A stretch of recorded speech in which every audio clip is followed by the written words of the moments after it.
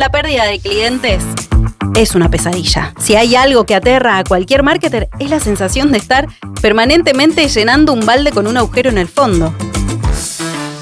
La pérdida de clientes es también llamada por algunas empresas como el customer churn. Churn es una palabra en inglés que quiere decir batir, pero en marketing y en negocios le decimos churn a la pérdida de clientes, ¿no?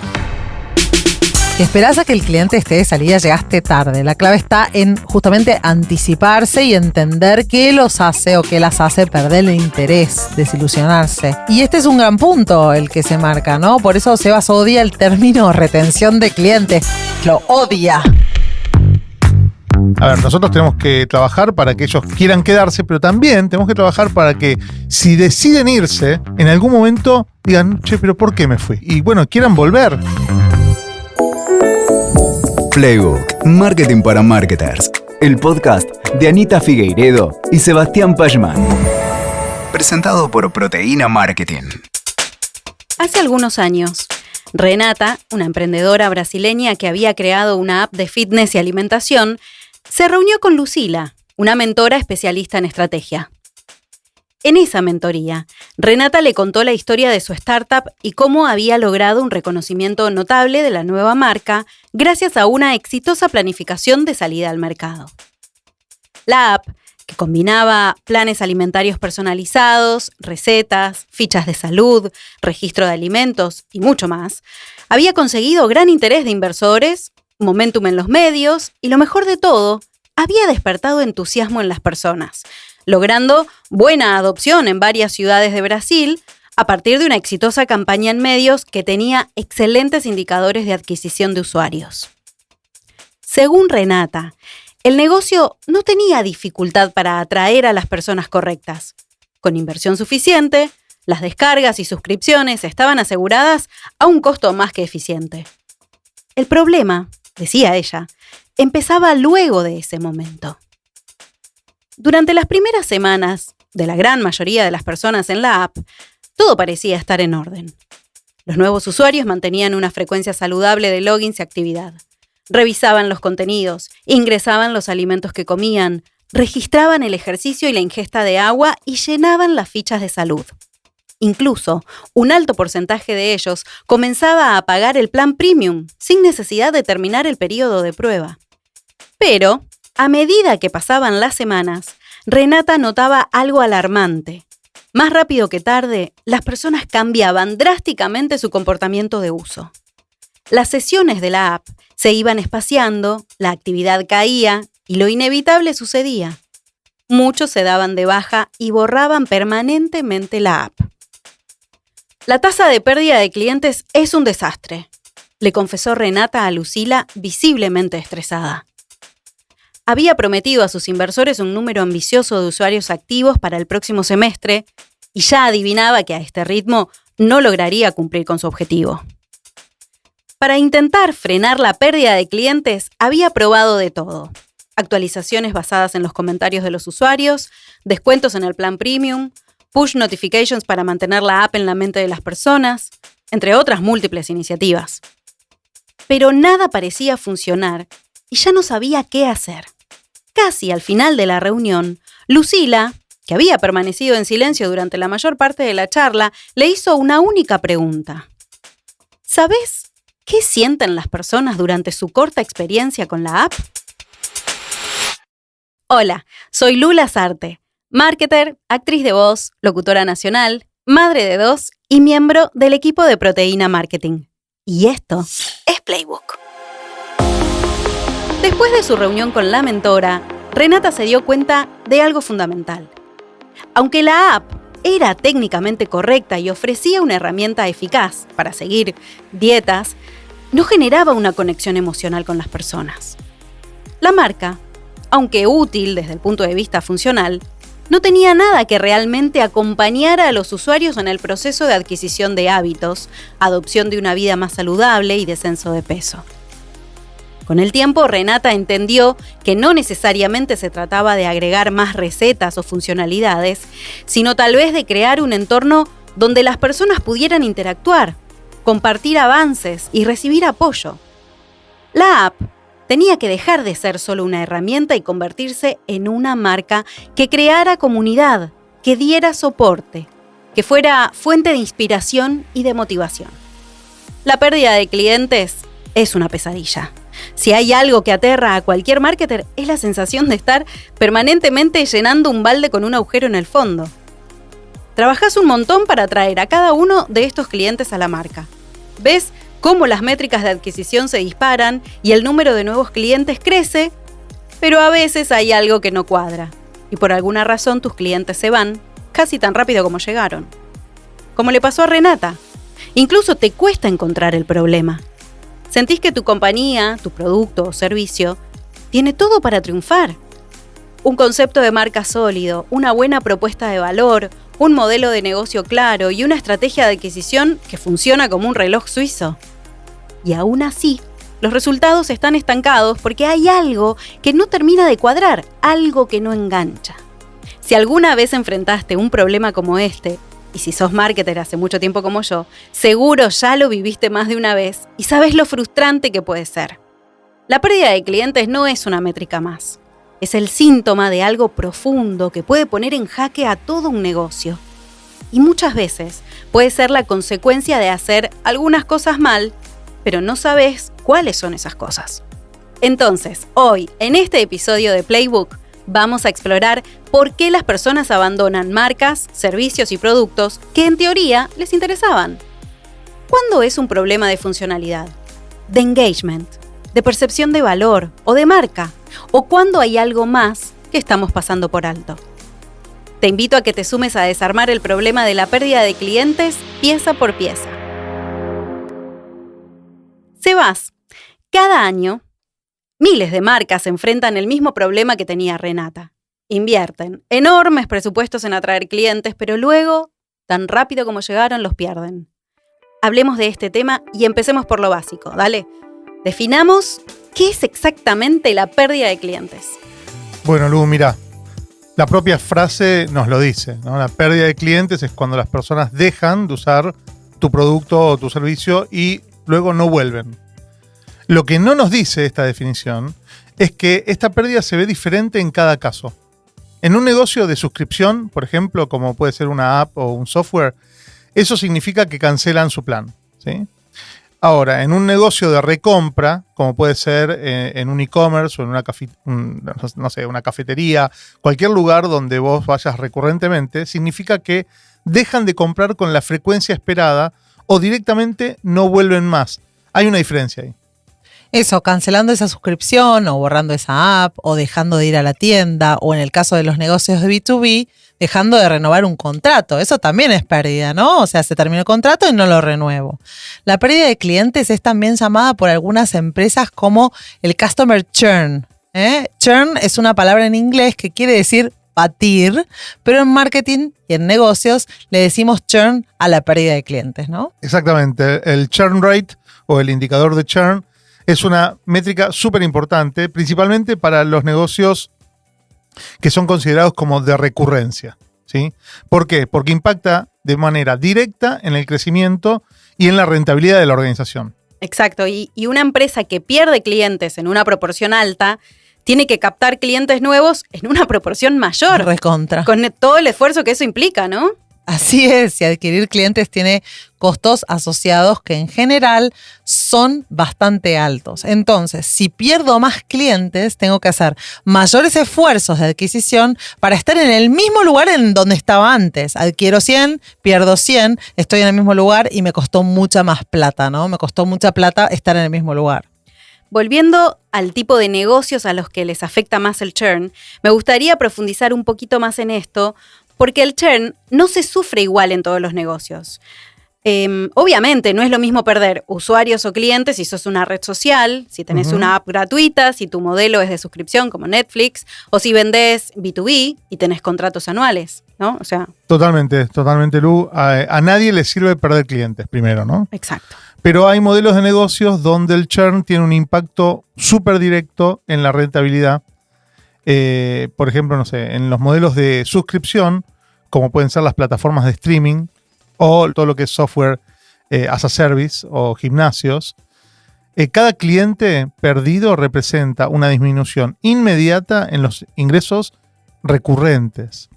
Además, en industrias donde el costo de adquisición de clientes es alto, la pérdida de clientes puede ser especialmente costosa porque, claro, volver a recuperar esos ingresos va a requerir captar nuevos clientes a un costo realmente muy significativo. Me quedé pensando, la pérdida afecta mucho, por ejemplo, a los servicios financieros, como por ejemplo bancos o tarjetas de crédito. La rentabilidad en estos casos viene con el tiempo y eso es muy interesante. De hecho, se tarda bastante tiempo en recuperar lo que se invierte en adquirir a ese cliente. Entonces la pérdida en esos modelos es tremenda. Muchas veces se les da, para adquirirlos, lo que se llama beneficios de bienvenida, ¿no? Si un cliente viene, no sé, te doy un préstamo sin costo o te doy un bonus en la tarjeta de crédito, ¿no? Y justamente se le llaman beneficios de bienvenida. Te duplico el sueldo. Te duplica el sueldo, escuché una promo una vez. Y si un cliente se va antes de generar ese valor que la empresa estaba esperando, el negocio sufre un montón, ¿no? Puntualmente con los beneficios de bienvenida de los bancos, o sea, cuando vos traes tu sueldo, son geniales. Claro. Súper. Pero porque están apostando a que te quedes. Claro. Y a que deposites tu sueldo durante meses o años incluso. No les sirve si No. te dieron eso y te fuiste al mes, ¿no? Tal cual, tal cual. Y otro caso similar, o digamos que tiene hay algunas cuestiones parecidas, es el de los e-commerce, que, digamos, que esperan recompra frecuente, porque vos decís, bueno, e-commerce cuando venden cosas de recurrencia, ¿no? O que ocupan algún nicho muy específico. En este caso se me ocurre el caso de Granger Nutrición, que vende alimentos proteicos. O también se me ocurren, no sé, el caso de los supermercados gourmet o tiendas saludables. Todo lo que son tiendas de productos congelados, como las pescaderías online, o tiendas como pueden ser, no sé, Frisata, Carinat con el tema de la fruta congelada, son e-commerce que tienen recurrencia o que esperan recurrencia. La necesita la recurrencia porque vos no tenés un montón de SKUs, tenés pocos SKUs y necesitas que esos se vuelvan a consumir. No tenés una larga cola de SKUs. No tenés esa larga cola, es verdad. Entonces, ¿qué pasa? Si los clientes no vuelven, ¿sí? Y solamente funciona la cuestión de atracción de clientes nuevos, los costos pueden llegar a volverse demasiado elevados para que el negocio sea sostenible en el tiempo. De hecho, digamos, cuando vos no tenés recurrencia, en general, el costo de adquisición se paga a las varias recurrencias, ¿no? Sí, se me ocurre, mis pichos es igual, ¿no? Alimento de mascotas, se me ocurre que es parecido. Exactamente, sí, porque apuntan a la recurrencia. O sea, si el modelo depende de que las personas vuelvan cada semana o cada mes, digamos, perder clientes es un problema grave. Exacto, pero ojo, el churn importa casi en cualquier industria, pienso. A mí casi no se me ocurren ejemplos en donde no importe. Siguiendo con estos ejemplos que estamos dando, en el B2B también es dramático, lo decía hace un ratito, porque los procesos de adquisición son súper largos. Entonces, si un cliente se va, reemplazarlo cuesta muchísimo.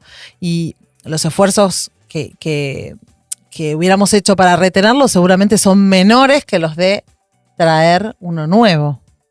Entonces, la primera conclusión del episodio sería monitorear la pérdida de clientes, porque es un tema de casi cualquier negocio, o sea, hay que hacer el monitoreo. Monitorearlo. Hay que monitorearlo y te pongo un contraejemplo para entender que son casos raros los negocios que no sufren demasiado el caso de la pérdida. Ok, vamos, ¿no? Para el otro lado. ¿Se te ocurrió alguno? Sí, hay negocios que fueron diseñados para no crecer, sí, que están estructurados para mantener el mismo número de clientes todos los años o el mismo número de proyectos todos los años. Por ejemplo, el caso nuestro, ¿no? Nuestra consultora, Proteína. Es una consultora boutique, chiquita. Siempre tiene una misma cantidad de proyectos por año y siempre estamos terminando proyectos y despidiendo clientes que eventualmente podrán volver en los años a hacer algún otro proyecto con nosotros, pero no inmediatamente, ¿no? No es algo que ocurra en lo inmediato.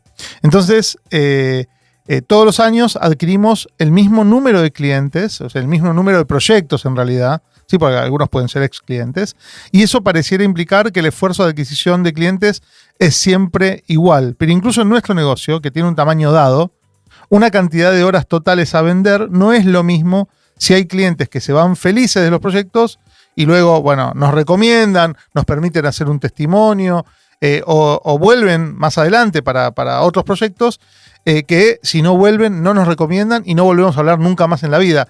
La verdad es que el esfuerzo, si bien es elevado, ¿sí?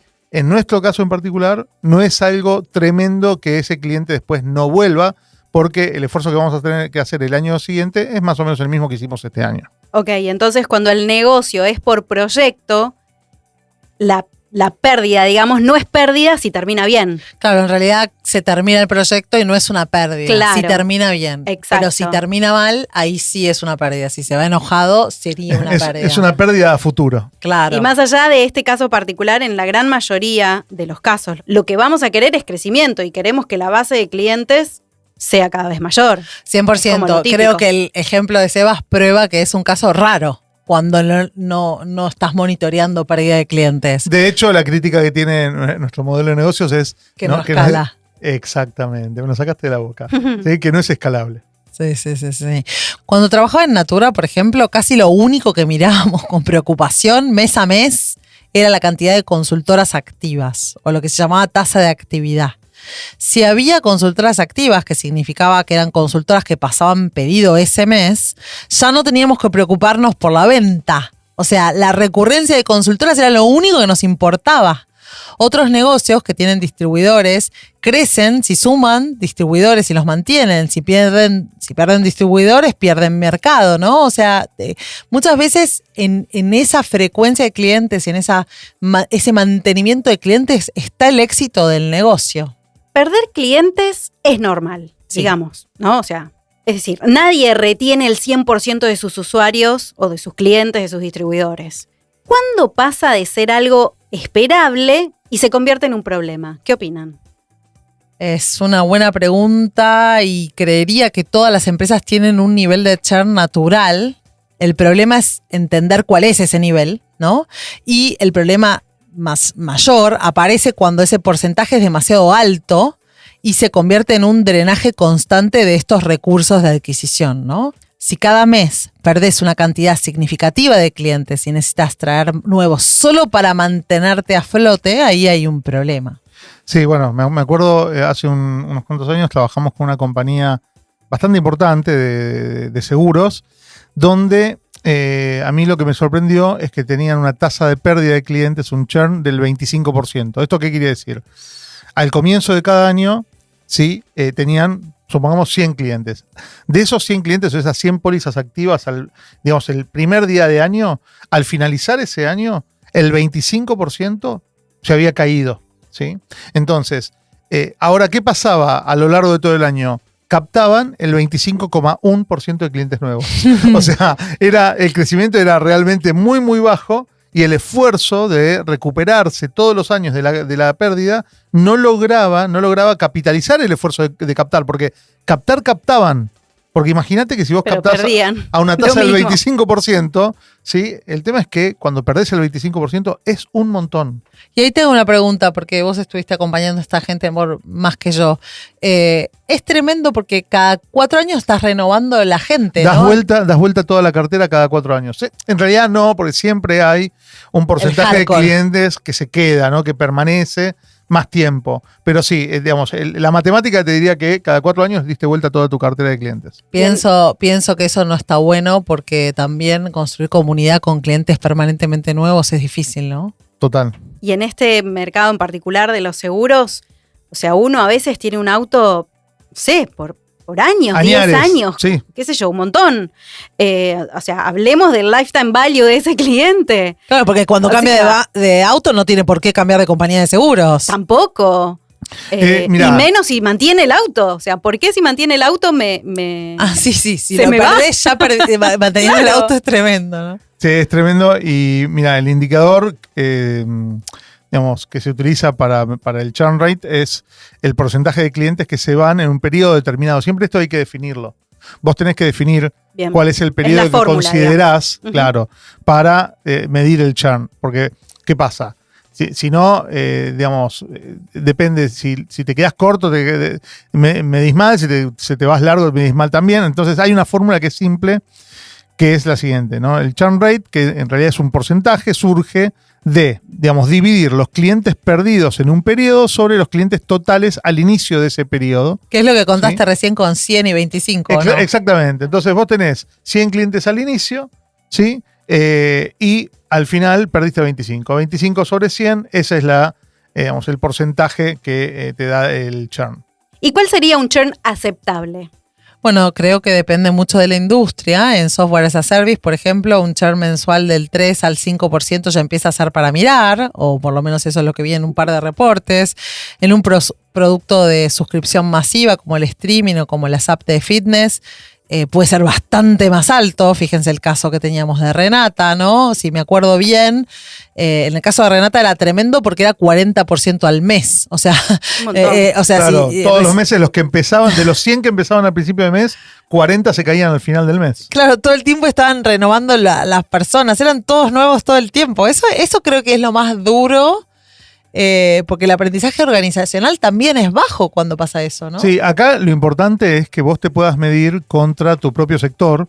O sea, siempre hay un estándar, ¿no? En el sector industrial o en el sector económico en el que te manejas. Y sobre todo, analizar si el churn que vos tenés está subiendo o está bajando o se mantiene, ¿sí? En negocios maduros, en general, el churn debería tender a la baja porque con el tiempo se supone que voy a aprender. Y con el tiempo voy a mejorar mis procesos, voy a mejorar mi atractividad, voy a mejorar el entendimiento para mejorar eventualmente mi propuesta de valor y con eso lograr que las personas se queden más tiempo. Entonces, el churn, que se mantiene constante, habla de un negocio que en general no aprende, ¿sí? Porque no mejora, o por lo menos no entendió, digamos, cuál era la clave para mejorar ese churn. A ver, y ni hablar si el churn de repente se te empieza a disparar, ¿viste? Tenés 1% de churn, 2% de churn, 4% de churn, agárrate porque vas hacia un precipicio. O sea que un 10% de churn podría ser manejable o podría ser un desastre. Digo, por tirar un número.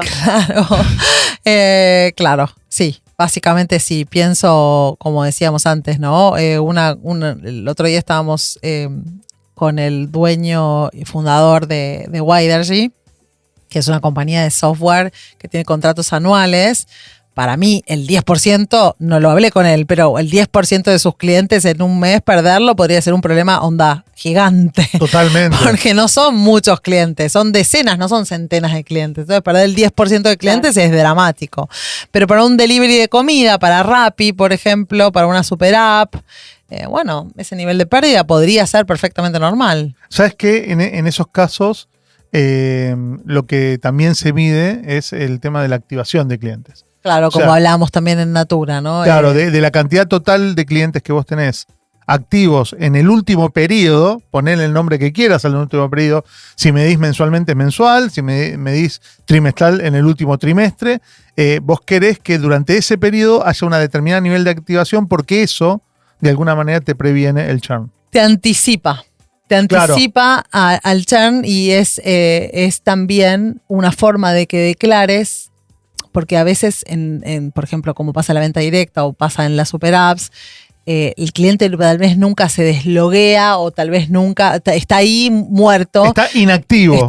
Vos tenés que declarar, y esto es una ficción, Declararlo muerto. Declararlo muerto a tanto tiempo. Entonces, por ejemplo, en Natura era 6 meses sin pasar pedido, la consultora perdida. Sí, en OfficeNet nos pasaba lo mismo, en Staples nos pasaba lo mismo. Era exactamente la misma métrica, era mes menos 4, ¿sí? O sea, cuando hacía 4 meses que no se activaba, pasaba a un estadio como de última oportunidad para recuperarlo. 2 meses después ya pasaba al estanque de perdido y de hecho, a vos, si eras comercial, eso te impactaba en tu cartera, claro, y te impactaba te lo sacan, ¿no? en tus comisiones. Claro, sí. Claro. Te lo sacaban, pero no solamente te lo sacaban, sino que tenías un objetivo de tasa de pérdida determinado. Bueno, pero fíjate que son todas ficciones anticipándonos a no perder los clientes. Exacto.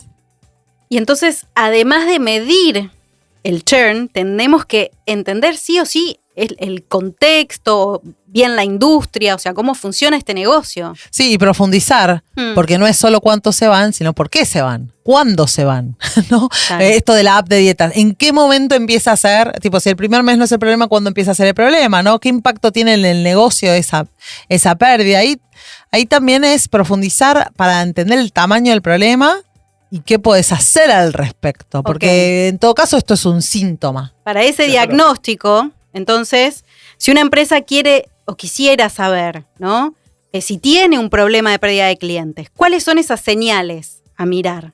Veamos alguna alerta clásica. Ujú. Primero, como ya hablamos, muchos clientes nuevos y pocos activos a largo plazo, ¿no? Entran 1.000 personas por mes, el número total de usuarios apenas activos apenas crece, estás perdiendo casi tantos como ganás, ¿no? Eso podría ser una primera alerta. A ver, otro punto importante es cuando vos experimentás cierta pérdida de engagement con tus clientes. Antes de irse del todo, los clientes seguramente en algún momento te dieron alguna pista que te permita, que te permita accionar. Por ejemplo, se están quejando más. ¿Sí? Eso ya debería directamente dispararte la alerta de se van a caer más. ¿Sí? O, por ejemplo, si cambia el ritmo, la frecuencia. Mira, los clientes que pedían cada 3 semanas, ya estamos en la semana 4 y no pidieron. Bueno, o miraron menos películas, por ejemplo. Sí, o miraron menos películas. Algo está ocurriendo. Mira, el promedio de horas por de películas miradas por semana es tanto, y de repente estamos en un 5% menos. Bueno, atención, ¿no? Porque o está cambiando el comportamiento o los clientes se están empezando a desenganchar. Y algo importante en este sentido es que entender que el cambio de frecuencia, ¿sí? Se puede dar por un montón de motivos, ¿sí? Que a lo mejor vos no estás mirando. Y me imagino en el B2B. El cambio de frecuencia puede ser porque hay un cambio de proceso en tu cliente. O porque cambió el comprador. Te cambiaron el comprador. No te enteraste que te cambiaron el comprador. Y viene el comprador con una nueva metodología de compra. Y a lo mejor no es que perdiste el cliente, o sí perdiste el cliente y ni te diste cuenta. Sí, o cambiaron sus máquinas y entonces ya no necesitan tus productos que eran sus insumos y cambiaron. Recontra, entonces prestar atención al feedback negativo, a los cambios de procesos, a los cambios de personas, a las razones que aparecen en las quejas, como tipo no me aporta valor, no lo uso lo suficiente, al tiempo de consumo o al tiempo de uso, o al tiempo de login de algo. Sí, y otra cosa importante a mirar, que esto se da en muchísimas industrias, es que en general el cliente que está en más peligro de perderse es el cliente nuevo. Porque la relación está débil. Elaborá eso porque es importante. A ver, el cliente nuevo, el que apenas te dijo un primer sí, ¿sí? Estamos en la primera cita. Como cualquier relación. Como cualquier relación, es exactamente lo mismo. Enamoren a sus clientes. Entonces, nosotros tenemos que definir cuánto tiempo el cliente está en situación de nuevo, porque durante ese tiempo lo más probable es que lo pierdas si no haces las cosas bien. Entonces no podés tratar a un cliente nuevo como tratás habitualmente a un cliente regular, porque la relación todavía es débil. Es más, la gran tasa de pérdida de casi todas las industrias que tienen alto nivel de recurrencia se da cuando captan clientes nuevos. Los que más se pierden, si vos medís la cantidad de clientes que perdimos en el mes, la mayor cantidad seguramente van a ser clientes que tienen poco tiempo de casa.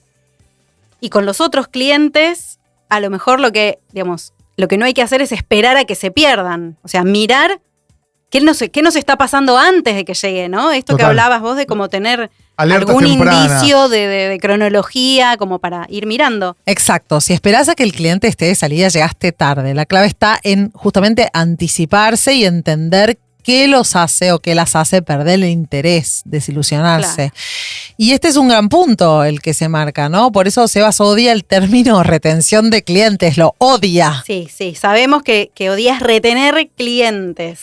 Ay. Contale a la gente, contale a los oyentes por qué. Lo tengo que contar. Yo creo que sí, parece una obviedad para algunos, pero retención de clientes es un tema que se recontrausa, se habla de retener clientes. Hablemos de retención de líquidos, pero no retención de clientes. Retener un cliente. Tampoco hablemos de retención de líquidos, honestamente. No, a ver, retener un cliente es casi como hablar de evitar que por su voluntad haga lo que quiera. O sea, ¿cómo vas a retener un cliente? Con una camisa de fuerza. Secuestrado, está secuestrado. A ver, estás asumiendo que cuando está a punto de irse, ¿sí? ¿Qué vas a hacer? ¿Qué lo vas a salir a taclear? ¿Qué vas a evitar la salida? Hay gente que lo Algunas haría. marcas Sí, sí, te hacen sentir eso, Un que poco te sí, taclean. recontra. Total. Y encima, digamos, cuando vos lo retenés, cuando vos retenés al cliente, lo estás haciendo contra su voluntad. Por lo tanto, se va a ir. Cuando pueda encontrar el momento adecuado para escaparse, se va a escapar como cualquier rehén. Ahora, pero Como dijo- cualquier rehén, qué triste y qué cierto. Ahora, como bien decía Anita, si llegás a ese punto, en realidad ya estás tarde, ya está, ya fue. recontra. Retener es reaccionar, ¿sí? Y el problema de la pérdida de clientes no se soluciona con una reacción, sino con una estrategia, con anticipación, con cuidados, con escucha, manteniendo el vínculo, entendiendo, previniendo, rediseñando el valor. Hay un montón de cosas que se tienen que hacer mucho antes. Sí, y la clave no está en convencer a alguien, como decía Sebas, que está por irse a que se quede. O sea, si lo puedes convencer, ok, porque bueno, en el corto plazo te salva, pero lo ideal sería asegurarte de que nunca llegue a ese punto. La pregunta que hay que hacerse no es cómo evito que este cliente se vaya, sino qué está pasando en su experiencia, en su en evaluación del valor ¿Por qué que, no me lo hace dejar de elegirme, que lo hace perder el interés, que lo hace querer irse. Bueno, todo muy lindo, muy hermoso, pero ¿cómo hacemos eso? O sea, porque parece fácil, pero en la práctica, chicos, es un drama. Sí, o sea, es un se me drama. ocurre que hay que buscar las señales antes de que alguien se dé de baja. Sí, Lu, ¿No? Pero, ¿cómo? hay que, a ver, primero tenemos que tener una compañía sensible, ¿no? Tenemos que tener una empresa que sea sensible y que entienda que el churn no es un evento aislado. Como dijo Anita hace un rato, dijo, es un síntoma. Sí, claro, el churn es un síntoma, es un emergente de otra situación, ¿sí? Que es la que tenemos que entender. No es que un cliente un día está feliz y al otro día borra la app, ¿sí? O deja de comprar sin ningún tipo de motivo, o te cancela el contrato sin siquiera pensarlo. No. Siempre hay indicadores previos. A ver, cuando una relación se corta, Es lo que decía Lu recién. Como toda relación, Es como toda relación. Exacto. Te los están compradores dejando. son personas. no lo estás viendo. O sea, despabilate, ¿no? Claro. Pero entendé que algo está pasando. Totalmente, como el ejemplo de Renata, no empieza cuando cancela la suscripción, empieza cuando deja de loguearse, empieza cuando no registra los alimentos, cuando ignora la notificación. Esos son los signos de desgaste que te dicen que algo no está funcionando, ¿no? Señales de que la relación con esa marca se está enfriando. Qué feo también Tremendo, eso, tremendo. sentir frío. Ay, mandan qué a- triste este Te mandan episodio. al freezer. Te mandan al freezer. Y si podés detectar esos patrones de comportamiento de manera temprana, tenés alguna oportunidad de actuar antes de que la persona llegue a tomar la decisión de irse, porque una vez que alguien decidió irse o se fue, recuperarlo va a ser muchísimo más difícil, va a ser más costoso. A ver, si es posible, ¿no? También, porque capaz es imposible que vuelva, o por lo menos es imposible que vuelva en el corto plazo, y muchas veces, digamos, tenemos que resignarnos y decir, bueno, ya está, hicimos todo mal. Bueno, ya hablamos de retención, aunque no nos gusta mucho el término, y acabas de tirar otro que es el de recuperar. Sí, esa es nueva, clientes. Un término nuevo, recupero. A ver, ¿cuál es la diferencia? Bueno, no, tienen diferencia. A ver, vamos a aclarar acá los tantos. Retención es distinto de recuperar, ¿sí? Y son conceptos que, a ver, para entenderlo, ¿sí? Para entender la diferencia, lo tenemos que poner en esta perspectiva. Retención es eso que haces para que un cliente que todavía está con vos, ¿sí? Supongamos, no, digamos, te siga eligiendo, o por lo menos haga una próxima compra, que no se vaya todavía. Es más, te dijo, me quiero ir. Te dice, me quiero ir. Y vos le decís, no, pero te doy un 10% de descuento si te quedás un rato más. Eso es Entonces, retención. Eso es retención. Bien. Eso es retención. Ahora, cuando vos estás hablando de recupero, es cuando vos ya aceptaste que el cliente se fue, ya me fui, ya te se fue, cancelé. ya se fue. El contrato. Ya se cortó la frecuencia. Ya no sos cliente, o por lo menos no te puedo considerar un cliente regular o no te puedo considerar un cliente frecuente. Pero te conozco porque tuvimos relación en el pasado. Entonces te invito a tomar un café de vuelta. ¿Sí? Entonces te digo, che, nos volvemos a conectar, volvemos a tener alguna charla. ¿Por qué? Porque estás en mi base de datos, porque ya nos conocemos y creo que eso es más simple, ¿sí? Y hay un punto importante acá, a pesar de que no me gusta la palabra retención, por supuesto que retener es más eficiente que recuperar, ¿sí? La realidad es que cuando un cliente se va, traerlo de vuelta puede llegar a ser un dolor muy grande para la organización. Y como decías antes, muchas veces es imposible, no todos los clientes que se van quieren o pueden volver.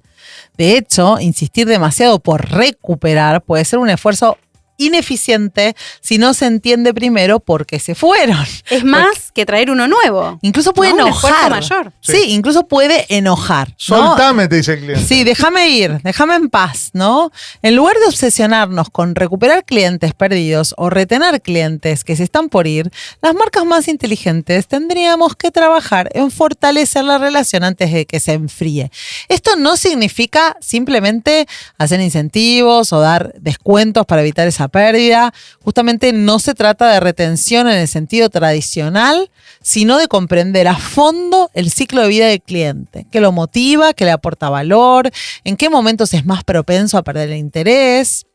Eso con el tiempo, si lo estudiamos, lo vemos, como dijo Sebas, los nuevos, en la mayoría de los negocios, ¿no? Puede pasar. ¿Cómo se puede generar un vínculo genuino y realmente sostenido? Las empresas que logran esto no esperan a que el churn se convierta en un problema, ¿no? Diseñan la experiencia que acompaña a ese cliente de manera más natural, asegurándose de que siempre tenga razones para quedarse. Volvamos a poner el foco entonces en entender qué hace que los clientes pierdan el interés antes de que lo pierdan, ¿no? O sea... Bueno, a ver, en líneas generales la respuesta la vamos a encontrar en la experiencia, ¿no? En cómo diseñamos todo el recorrido del cliente. Digamos, no va a haber un único motivo, va a haber una serie de motivos. Seguramente vamos a encontrar varios momentos en donde podemos mejorar para que este cliente deje de pensar en querer irse, ¿sí? Entonces, a ver, nosotros tenemos que trabajar para que ellos quieran quedarse, pero también tenemos que trabajar para que si deciden irse, en algún momento digan, che, pero ¿por qué me fui? ¿No? Y bueno, quieran volver. Entonces, esto es importante porque es posible que el cliente en algún momento diga, no me gustó esta experiencia o esta entrega, o hubo una persona de la organización que no lo trató bien al cliente, entonces el cliente se fue por esa interacción, por ese intercambio que tuvo, y cuando se va ¿a dónde? A la competencia se fue, pero empieza a tener una experiencia nefasta en la competencia, y a lo mejor dice, bueno, la verdad es que lo reconsidero porque si miro toda la experiencia que tuve con esta gente, ¿sí? No estaba tan mal, no sé por qué me fui. Y ahí vuelvo. Digamos, hay que trabajar justamente para eso, para que nos extrañen si se van. Volvamos a la gran pregunta de cómo se frena la pérdida de clientes. Bueno, como dijimos antes, no es agregar descuentos, funcionalidades, sentarse a esperar que la gente se quede.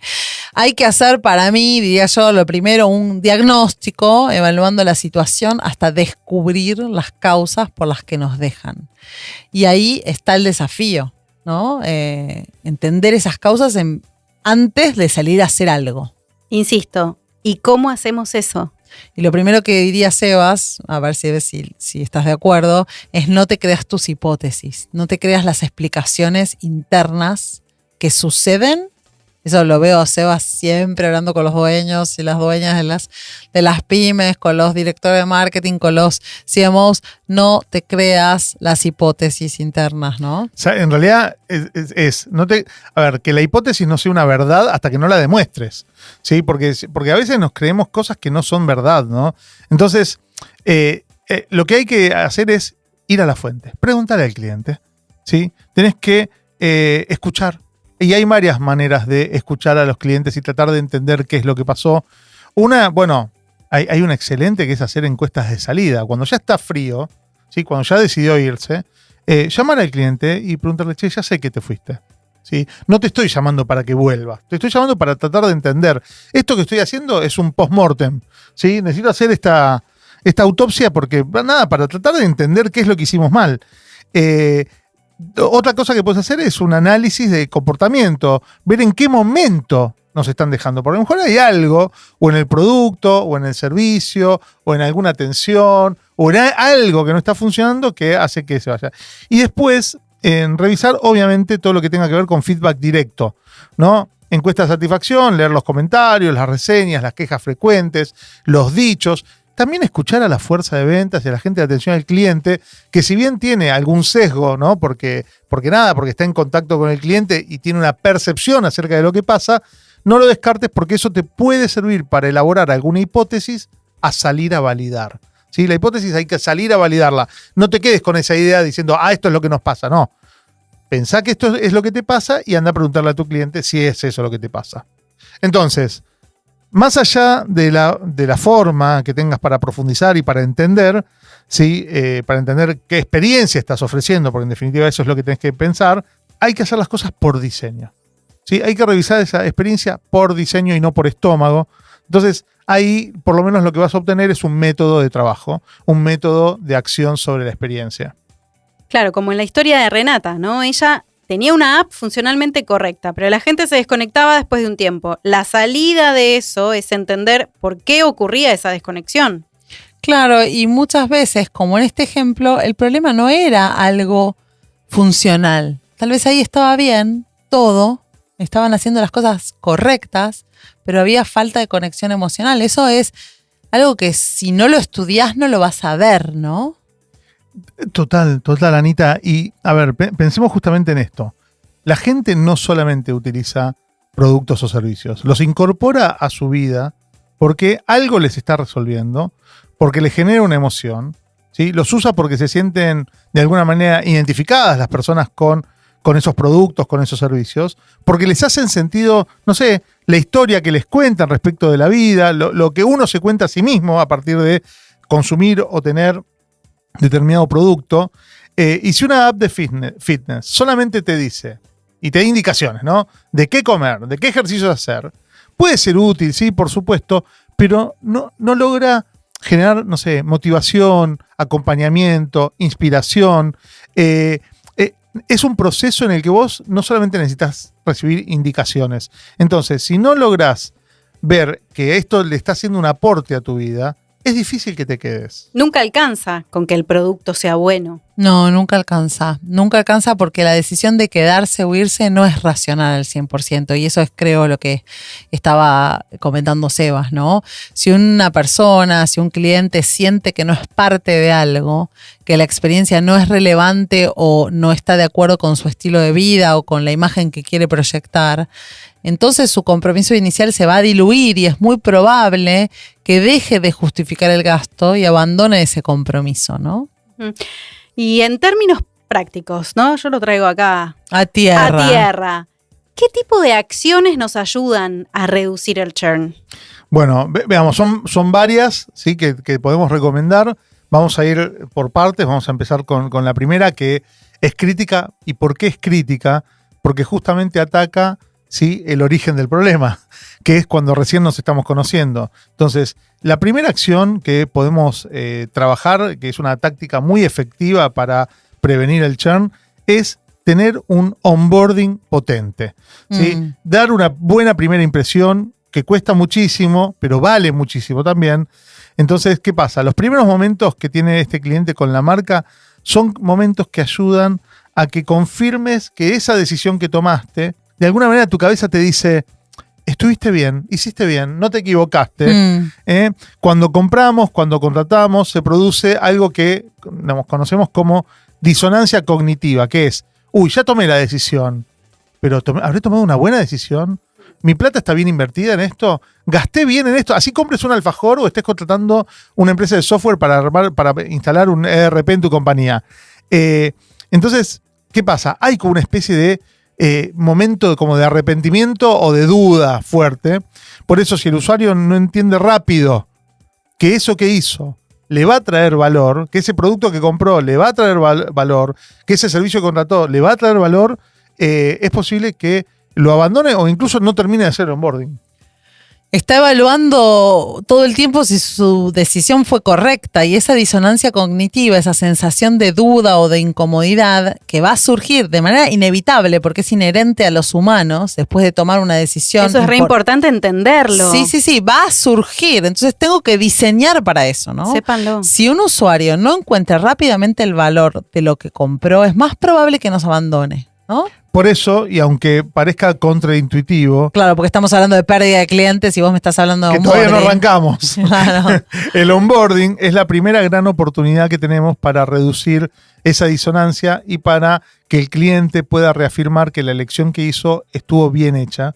Entonces, el diseño del onboarding, de hacer un buen onboarding, tiene que lograr que el usuario entienda rápidamente el valor que nosotros le estamos entregando, que experimente que hay un quick win para él, ¿sí? Que algo está ganando ya en este momento, y obtenga un beneficio o un resultado que sea súper positivo en el menor tiempo posible y sienta que está avanzando sin fricciones, sin frustración, sin cuestiones sin idas y vueltas, seamless.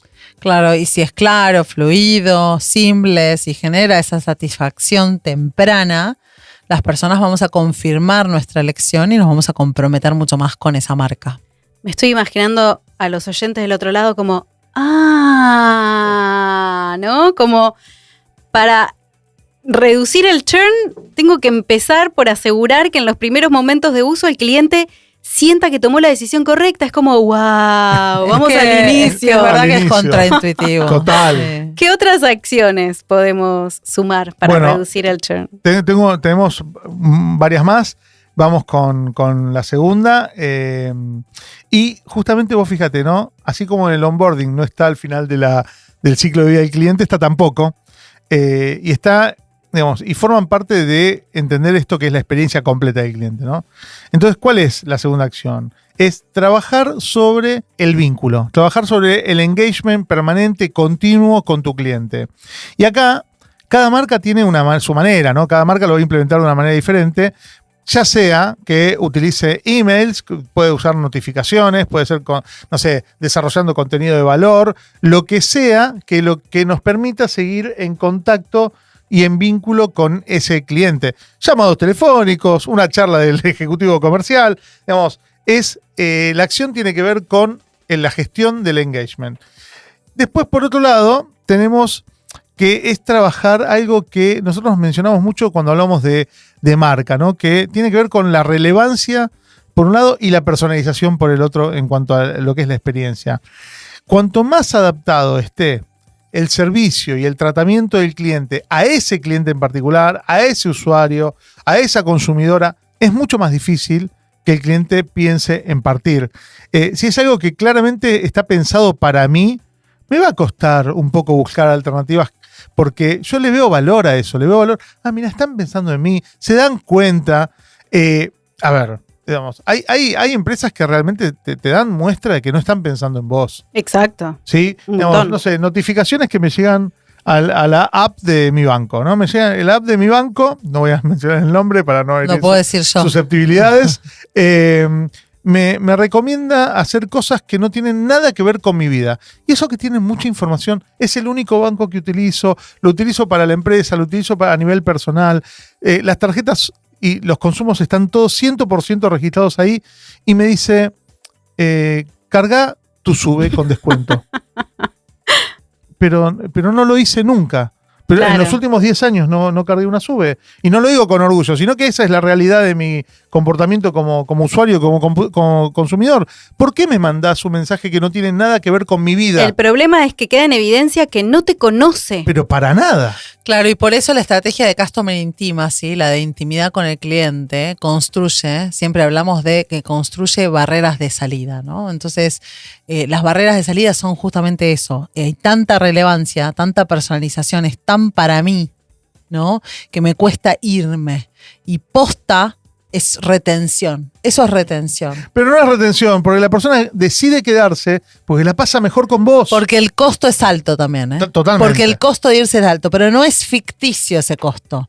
No es una promo, no es un no es un No es tacle. engaño. Ni No es un tacle, castigo. no es un como- castigo. claro. Es porque, no quiero que esta gente me conoce tan bien, no quiero empezar de nuevo con otro. Bueno, como en una relación también es como le voy a dejar a este tipo que ya me acompañó, ya sabe, conoce a toda mi familia, ya está, ¿viste? O sea, ya estoy metida. Pensé en cambiar de médico, por ejemplo. ¿Cambiar de médico? De nuevo, todas las preguntas. No, sí, ay, qué fiaca, ya me da fiaca. Eso es Customer Intimacy. Salvo que el médico no te conozca nada y entonces da exactamente lo mismo con quién te atendes, ¿no? Que de repente te vuelven a hacer todas las preguntas cada ¿Cómo vez. te llamabas? Te dice tu médico. Sí, No, bueno, vos eso decís, está ok, re bueno. listo, listo. ¿Qué te Sí. trae hoy por acá? Hace 20 años Sí, que vengo. O sea, Todos los vos tenías marzo. un temita de tiroides, ¿no? Sí, casi me muero por eso, pero bien. Vos tenés para agregar. Tenés. Sí, tenés un par más, ¿no, Sí. Anita? Ahí en el... Sí, yo tengo dos más. Una forma muy interesante para reducir el churn es crear comunidad. Porque cuando los clientes se sienten parte de algo más grande, el compromiso realmente se dispara. Esto se hace con propósito, con clubes de clientes, con momentos compartidos con la marca, con plataformas de interacción, con gamificación. Pueden escuchar ese episodio que está buenísimo, con programas de membresía, qué sé yo, hay 1000 formas, ¿no? Costco, por ejemplo, que es una marca que amo, en los países en los que opera, lamentablemente no en Argentina, no es un supermercado abierto al público, sino que es una especie de club de compras, ¿no? Esa barrera de entrada, que es una barrera de entrada bajita, o sea, tenés que pagar tipo $25 canadienses, creo que me dijo mi hermana que costaba, por año, te genera un sentido de exclusividad y de pertenencia, pero también de comunidad. Los miembros sienten que forman parte de un grupo con un acceso privilegiado a productos y a precios especiales. Entonces, ellos tienen una marca blanca muy, muy grande, muy buena, ¿no? Y entonces como que está solo ahí. Entonces, productos y precios especiales. Y es más difícil dejar de ir a Costco una vez que entraste que dejar de ir a otro súper con el que no te une nada. Además, en ese otro súper, si no hicieron bien las cosas, tal vez ni tienen tus datos, ¿no? Eso, Sos un anónimo total para los supermercados. o sea, claro. Finalmente, otra acción para reducir el churn para mí es identificar los momentos de riesgo. O sea, si yo tengo bien mapeado el Customer Journey, ¿no? Puedo entender en qué momentos el usuario deja de interactuar, identificar esos touch points que son claves, ¿no? Y que hay que actuar bien y que no pueden fallar antes de que se vaya, ¿no? En qué momento la promesa se rompe definitivamente. Por ejemplo, un touch point de atención al cliente o uno de urgencia. Me imagino lo veíamos alguna vez cuando trabajábamos con compañías de tipo de salud, ¿no? Obras sociales o prepagas. La ambulancia si sos la obra social, ¿no? O sea, el que la ambulancia tarde más de determinado tiempo, eso es un no negociable, ¿no? Pero imagínate que, claro, te prometen tranquilo, te dan bienestar, tu familia, no sé qué, y después la ambulancia no llega tarde, esa confianza ya se rompió, ya se quiebra. Es como muy difícil, ¿no? La importancia de tener estos protocolos para minimizar esas fricciones y en este caso responder rápido. 100%, Lu.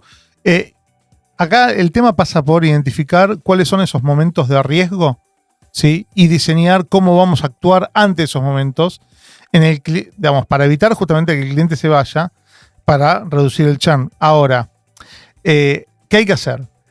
Hay que hacer un seguimiento del comportamiento del usuario, establecer métricas de alerta, en qué momento voy a disparar el alerta, cómo podrían ser, por ejemplo, no sé, una alerta, algo mencionamos, la disminución de la frecuencia, ya sea de una frecuencia de uso, la frecuencia de compra, tener un menor nivel de interacción por email o por chat o por lo que fuere, abandono de ciertos procesos clave cuando tiene que hacer algo. Por ejemplo, hay un cliente que, se mete para hacer un reclamo y nosotros automatizamos los reclamos. Pero ¿sabes qué? Identificamos que llega un momento en el proceso de avanzar con el reclamo que el cliente deja de hacerlo. Sí, o los carritos abandonados. Sí, son cosas que te indican, che, acá hay algo que está pasando que no está bueno. Y Hay otro momento que se me ocurre que es súper clave, que es cuando la cagamos. ¿Sí? Cuando hacemos las cosas mal. Cuando al cliente lo perjudicamos de alguna manera, ese momento es clave para recuperar la confianza del cliente, para recuperar la mirada de ese cliente, porque ahí le podemos pedir perdón. El tema es que si somos capaces de eso, ese es un momento súper clave. ¿Por qué? Porque si hacemos bien la recuperación del error, si somos buenos recuperando el error, lo más probable es que ese cliente se quede y se quede feliz encima. O sea, más allá de que nosotros nos hayamos equivocado, ¿sí? Si nuestra recuperación del error fue fantástica, el cliente se sintió escuchado, mirado, abrazado, se queda. Recontra. Y es más, hasta capaz te recomienda. Ya pasó, ya lo he visto, bueno. Sí. Y yendo a diagnosticar el problema, si yo quiero ver por qué se está produciendo la pérdida de clientes en la empresa, ¿qué me recomiendan hacer? Bueno, me gusta eso que dijo Sebas del análisis de estos momentos de fricción en el viaje del cliente. O sea, no lo llamo así, pero era básicamente lo que estaba diciendo. Este análisis del Customer Journey. En lugar de ver solo métricas globales, analizar profundamente estos momentos en donde estas personas están dejándonos de alguna manera, están manifestándose. Ahí nos ayuda a detectar barreras invisibles.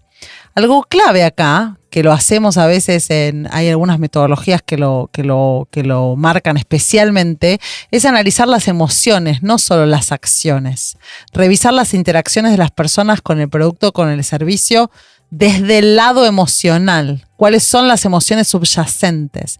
¿Qué sienten las personas cuando hacen tal o cual cosa? ¿Se sienten frustrados, confundidos, desmotivados, imposibilitados, con dificultad para entender? El análisis de tono en algunas interacciones de soporte está bueno, o en el feedback. Todo eso nos puede dar pistas de las emociones que llevan a la pérdida de clientes. Vos sabés, Anita, que hay una herramienta que se llama Customer Churn Mapping, o mapeo de deserción de clientes, que puede servir para analizar justamente ese journey, y es un mapa visual que separa sobre justamente el Customer Journey, traza el recorrido del cliente desde la adquisición hasta el abandono y utiliza datos cualitativos y cuantitativos, identificando patrones recurrentes de puntos de deserción, buscando áreas donde el cliente se detiene, ¿sí? O disminuye la interacción antes de abandonar. Y este mapeo, cuando vos haces este mapeo, le podés agregar los datos que vas obteniendo en las encuestas, ¿no? En las encuestas de salida. Y lo mejor es cuando estas encuestas son intencionales, cuando vos decís, che, quiero hacer esta encuesta, y no esperar a que los clientes se den de baja y luego preguntan ¿por qué se dieron de baja los clientes? Sino que aparecen cuando las personas están en la fase inicial del desinterés. Vos le empezás a preguntar, che, ¿nos está pasando algo? Recontra. Me parece que nos está pasando algo. ¿Nos está pasando algo? Bueno, eso es un buen momento para empezar a trabajar. Otra herramienta que se me ocurre es la segmentación de los clientes para identificar estos patrones que dice Sebas, pero en función de las características de comportamiento, de interés, de demografía, o incluso en función de la fuente de adquisición. Eso lo vi mucho con los bancos digitales, por ejemplo. ¿Qué pasa con este slot de clientes de campaña que vino por una campaña de medios versus el que vino por recomendación, ¿no? O sea, eso nos puede ayudar a descubrir si el origen del cliente influye en la deserción del cliente. Chan, ¿no? Total.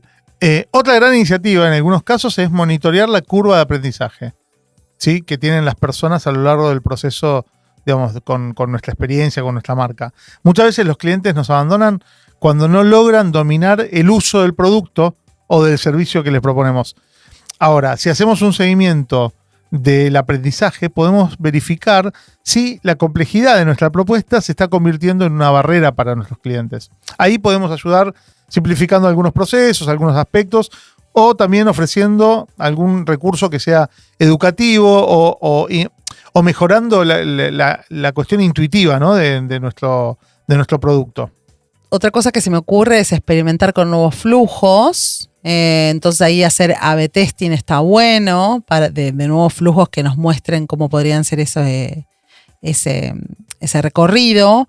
También se puede hacer entrevistas en profundidad con clientes que ya se fueron, o también revisar la propuesta de valor inicial, ¿no? ¿Cuál fue esa promesa que habíamos hecho al principio en la campaña, digamos, y entender si la estamos cumpliendo, ¿no? Todas estas ideas se enfocan en ir más allá de lo superficial y ponerse a explorar aspectos emocionales, conductuales, contextuales que podrían estar detrás de esa pérdida de clientes. Me quedé pensando que es importante tener siempre muy presente que reducir la pérdida de clientes no se trata solo de convencerlos de quedarse, como algo ya habíamos hablado, sino de querer, de hacer, o sea, que realmente quieran quedarse. Ese es el verdadero ese es el desafío. punto. Sí, sí, sí. Ahora, hablemos de algo que realmente marca la diferencia cuando enfrentamos la pérdida de clientes. Más allá del diagnóstico y mientras que resolvemos los problemas de base, algo tenemos que hacer, ¿no? O sea, y hay acciones reactivas y otras proactivas. Sebas, ¿podemos meternos un poquito más en este tema de lo reactivo y proactivo? Nos metemos. A ver, digamos, todo lo que tiene que ver con actividades reactivas son aquellas que implementamos después de que un cliente ya está en el proceso de abandonar. O sea, cuando ya el cliente se está yendo, todo eso va a ser absolutamente reactivo. Cuando bajó el nivel de interés, cuando ya estamos viendo señales que se va, estamos tarde. Ahora, digamos, son intentos de recuperación de la relación, está bien, le podemos mandar alguna oferta, son como pequeñas anclas que podés usar, pequeñas ayudas para tratar de bajar. Pero son cuestiones muy, muy operativas, muy tácticas, muy de corto plazo. Y más allá de que las hagamos, porque hay que hacerlas, sabemos que son actividades reactivas y no son tan efectivas en el mediano plazo. Entonces, primero que nada, en el momento en que el cliente ya está pensando en irse, digamos, es difícil que cambie la decisión. Tenemos que trabajar otras cosas, tenemos que ser mucho más estratégicos. Ese tipo de actividades pueden ser súper costosas y no pueden traer gran valor. Así que, a ver, todo lo que sea reactivo trataría de evitarlo. Y también hay que evaluar, ¿no?, esos recursos que usamos para ver si se podrían usar en algo que tenga más esperanza, porque a veces nos estamos fumando recursos en algo que no tiene retorno. Estamos solamente poniendo parches, no estamos resolviendo el problema. Entonces, también probablemente al mismo tiempo estamos haciendo enojar a los clientes más leales. Exacto, estamos entrenando a nuestros clientes a que se dispongan a abandonarnos para obtener beneficios. Bueno, ¿sabes qué pasa? Que lo hemos escuchado. Sí, lo hemos escuchado, lo sabemos. Sabemos que hay que llamar cada 6 meses a la empresa de internet para llorarle un descuento y te lo van a dar. El otro día leí uno que dijo, ay, ¿saben qué? Yo siempre triunfando. Mirá. Hoy llamé para darme de baja para que me den un descuento y me di de baja. Pero nunca pasa. No, pasa poco, pero pasa. Pero el tema es el siguiente, que nos proponen acciones mercenarias, entonces vos sos mercenario. Claro. Si le das mejores descuentos a un cliente nuevo que yo, que soy fiel y que hace 10 años que estoy, bueno, me voy a hacer un mercenario. Te están educando para eso. Te educan para eso, te educan para ser un mercenario. El cliente fiel dice, ¿qué onda? ¿Cómo puede ser que a mí no me diste nada? Soy un idiota. Y como siempre decimos, podemos perdonar muchas cosas a las marcas como clientes, pero nos cuesta dejar atrás el sentimiento de sentirse poco inteligente. Esto es muy importante. Una marca que opera así sistemáticamente te hace sentir poco inteligente por elegirlos. Entonces, vale la pena trabajar para ser proactivos. Ahí está la clave. Exactamente. Esas proactivas son esas acciones que implementamos antes de que los clientes pierdan el interés o decidan irse. La idea es, idealmente, adelantarse a las señales de desinterés, como estuvimos hablando durante todo el episodio, fortalecer la relación antes de que se debilite y construir una experiencia sólida y emocionante y realmente atractiva.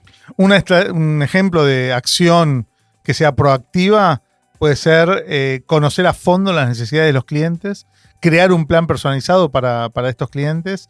Y si, por ejemplo, tenés, como arrancamos hablando de planes de suscripción, un modelo de suscripción, podrías empezar ofreciendo contenido exclusivo, recordatorios que le agreguen realmente valor, antes que el cliente se haya olvidado de tu marca, ¿no? Porque a veces incluso nos olvidamos rápido de las marcas. Lo ideal es invertir en acciones que sean proactivas desde el principio. Porque prevenir la pérdida es mucho más rentable que tratar de recuperarla después. Y además, como bien dijo Anita, estas acciones proactivas ayudan a construir una relación mucho más fuerte y duradera con el cliente. Y es lo que queremos, ¿no? Todos. Es lo que queremos. Eso es lo que queremos. Y es saludable para el negocio. Lo es. Y este episodio me encantó y con esto cerramos. Eso es todo por hoy.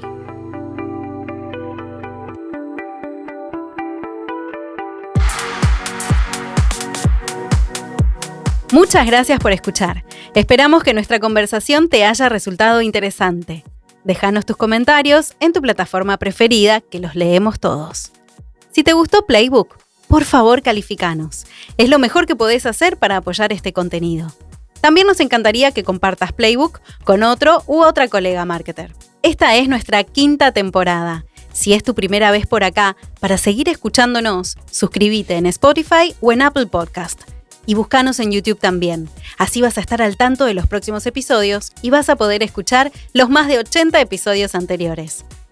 Playbook es un podcast de marketing para marketers, presentado por Proteína Marketing, la consultora de estrategia especialista en marketing, marca y procesos comerciales. Fue creado por Sebas Pashman y Anita Figueiredo y es producido por Steffi Brugia, consultora y miembro del equipo de Proteína, y por Fiketen. Una última cosa. Podés buscar la transcripción de este episodio en proteina.marketing/playbook. Gracias por sumarte y hasta dentro de poco.